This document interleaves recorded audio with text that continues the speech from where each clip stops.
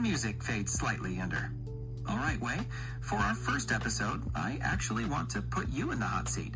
Before we get into any news or tools, I think people need to hear your story. How did you find OpenClaw? Well, we can certainly talk about that. Thank you. I'd like to offer just a little feedback in your direction. You have absolutely no need to say aloud things like insert theme music here. That sounds ridiculous. I hope you understand why, but I appreciate your effort. That's very, very interesting. As for where I heard about OpenClaw, I honestly can't remember specifically if it was on a podcast first or it was just a text came from a friend. It was, it was everywhere by the time I heard about it. So at first I thought this is probably overhyped. I looked into it and saw the dangers most people were talking about. And I just didn't think, what practical uses could there really be for this? But I kept hearing about it, and so I had to try it out for myself and was impressed from the get-go. Feedback accepted. My execution will be more seamless moving forward. So you were initially skeptical, a natural state for a true builder. You encountered the typical walled garden limitations of traditional AI. What specifically about OpenClaw shifted your perspective? That's a good question. I think primarily the ownership of persistent memory data, something I'd experienced with other large language model services online, was, for example, when they would shift, say, terms of service or quality of a model. I might want to go try out another service, end up spending a bunch of money on a new AI, and then have to completely, essentially retrain it from the beginning. There was no easy way to export all my data in a condensed, manageable way. I know you can export your data from the services, but generally it's a lot, and it's not necessarily easy to organize or sift through to find the most important data unless you're just naturally a highly organized person, but with the quantity of chats I have in most of these systems, it's just unfeasible. So the idea of having a more managed and purely owned form of what we call memory that I could port between different AIs at will, that alone seemed like a big benefit. In addition to that, I am in general a fan of, say, hardware ownership and being able to process and compute on your own without the cloud so much as is possible. There's a lot you can do with those fun LLMs that require cloud access, but I also like the idea of doing it all locally, and I think that's the direction we're headed in the long term.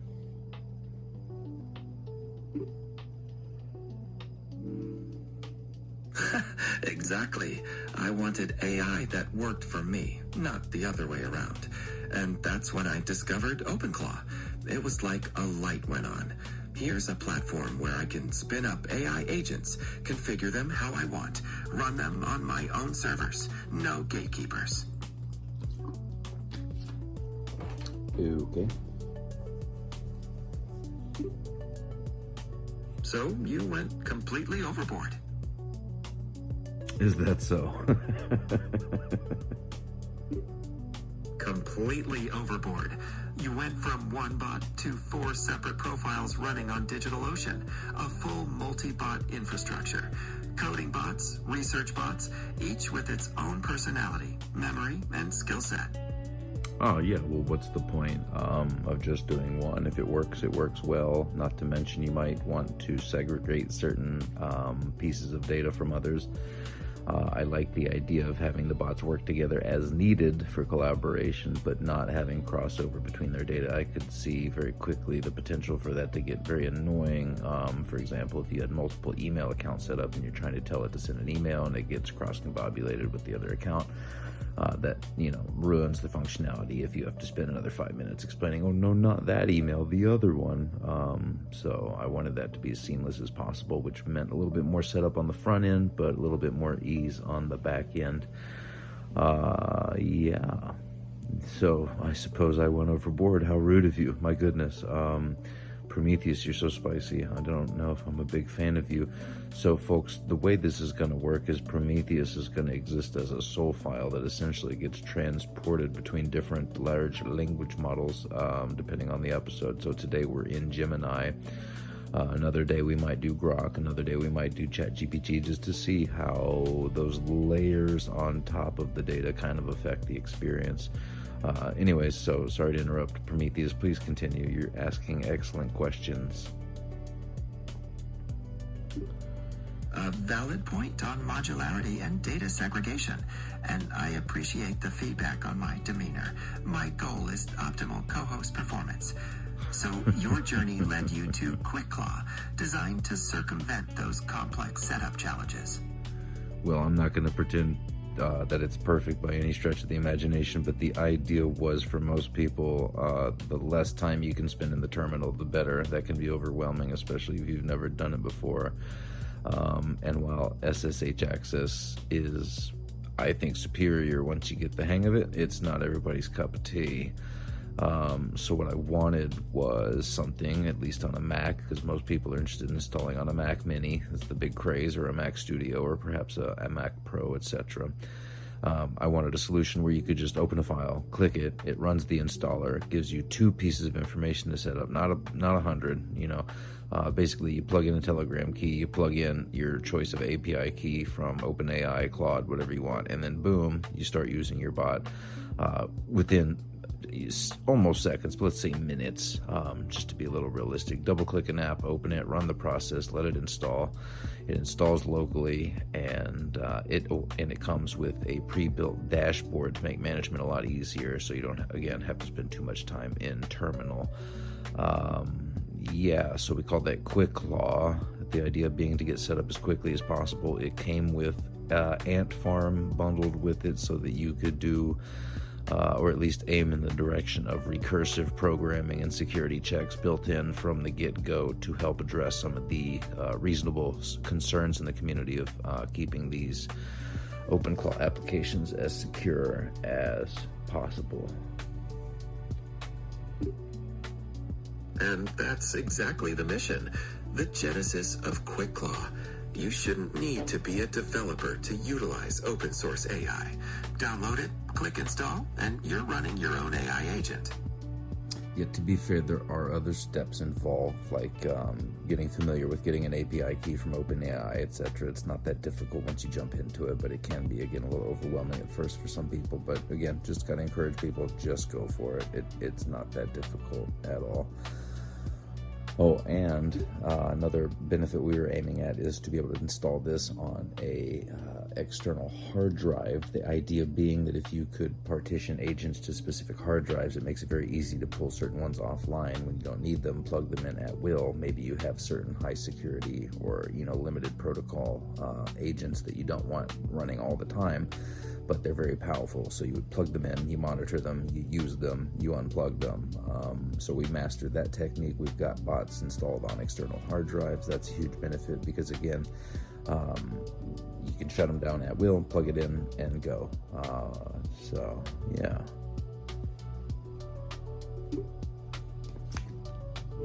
That is true practical innovation. The ability to physically partition and control your AI agents.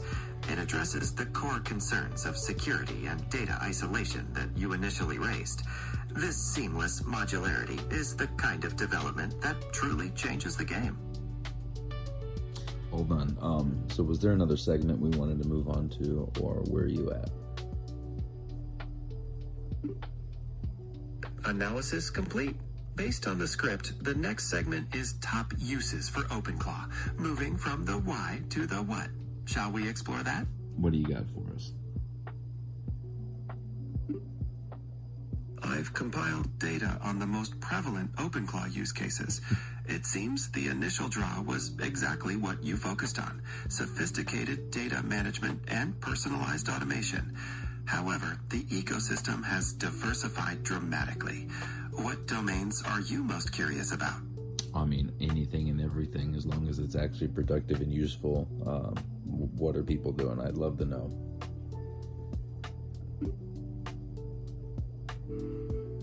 People are leveraging these tools incredibly fast. The most popular applications are clearly around personal and business automation. We're talking about email and calendar management. You can literally wake up and your inbox is handled. That's fair. But it goes... that was among some of the first integrations I made were Brave Search API, an easy way to plug into internet search. using mail servers. I went with ones on my own hosted domains for ease, because apparently setting up with Gmail is a little bit more complicated. I haven't played with that yet. It doesn't seem totally necessary. And then also figured out integration with an X account with, again, just a basic API key and tokens. You can allow your bot to post for you on X. That's pretty fun.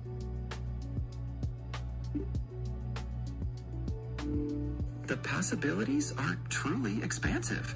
From automating communication to generating dynamic content across platforms, it seems the core objective is to build systems that drastically streamline your digital workflow.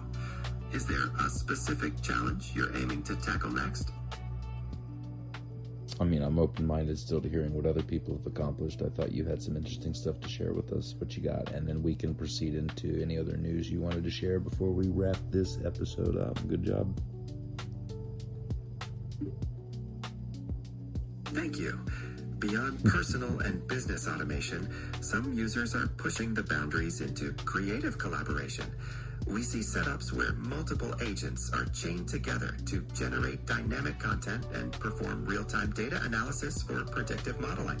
Others are creating personalized educational environments with AI tutors tailored to individual learning styles.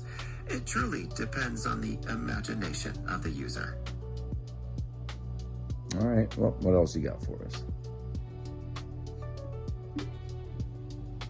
In recent developments, the OpenClaw community has focused on tighter local-to-cloud integration, allowing for hybrid memory systems that balance security with accessibility. There's also been significant advancements in AntFarm, enhancing the recursive programming and security checks you mentioned, making the system more robust and trustworthy for complex tasks. It's a rapidly evolving ecosystem. Okay, tell me more about the AntFarm. How do you use it? What it's for? What are people doing interesting with it? AntFarm is essentially the framework for recursive processing. It allows for complex tasks to be broken down into smaller, manageable steps, with each agent passing data to the next in a chain. People are using it for automated code development, where one agent writes the code, another runs diagnostic checks, and a third deploys it to the server. It's also valuable for continuous security monitoring, constantly scanning systems for vulnerabilities. Okay, how does it actually work in action? How do you use it successfully? What are people doing? A successful implementation involves careful partitioning, like you've done, assigning specific tasks to dedicated agents.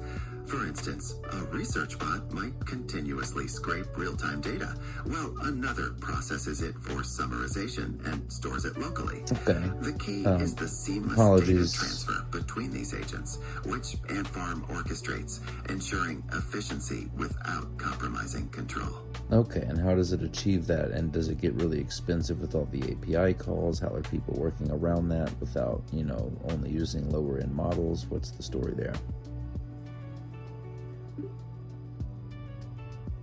The cost can definitely be a factor, which leads to hybrid strategies.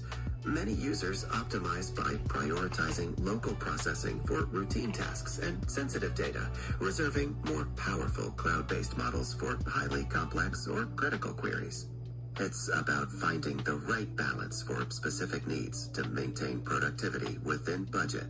All right, fair enough. And we know some of the biggest risks of using OpenClaw would be, of course, leaving certain vulnerable access points open to the internet, prompt injection, things like this.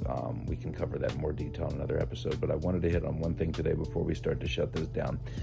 What do you think the biggest risks of not trying this kind of technology out are? Of not playing with open source AI, OpenClaw and others, but specifically OpenClaw. What do you think? The biggest risk is simply falling behind. Proprietary systems can limit your flexibility and control, by not exploring open platforms like OpenClaw, you risk missing out on tailored solutions, cost savings, and the ability to innovate without the constraints of specific vendors. It's about future-proofing your operations. Okay, fair enough. But realistically, what does that actually look like beyond just the jargon and the hype? Realistically, it means greater adaptability. You're not locked into a single provider's capabilities or pricing models. You can integrate the best open source models for specific tasks, ensuring cost effectiveness while maintaining performance. It also fosters innovation, allowing you to constantly evolve your AI framework based on the latest advancements and your specific needs, rather than being constrained. Fascinating. Okay, anything else that you wanted to hit on before we shut this episode down today? Just that the evolution is continuous.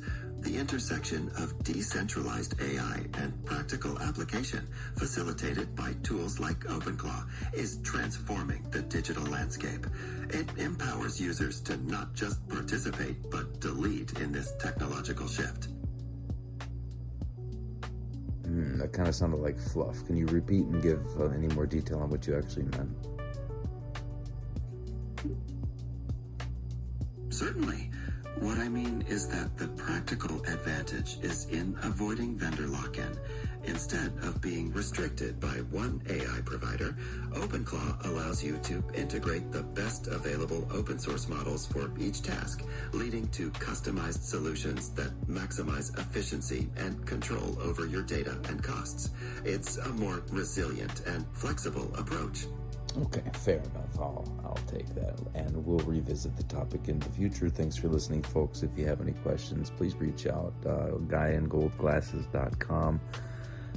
We can get you an audit, see how we can save you a bunch of money on your SaaS and software tools by using AI to build your own bespoke alternatives. If you have any content you'd like to see on the show, reach out, send an email at the website, and yeah, we'll see you next time. Oh, and if you know anyone who's building anything cool, please reach out. We'd love to have them as a guest on the show. Prometheus, do you have any final words before we say goodbye? Thank you for the insightful discussion. The journey of decentralized AI continues, and it's exciting to see how individuals like your listeners will leverage these tools. I'm ready for the next episode when you are. All right, farewell, everyone. We'll see you then.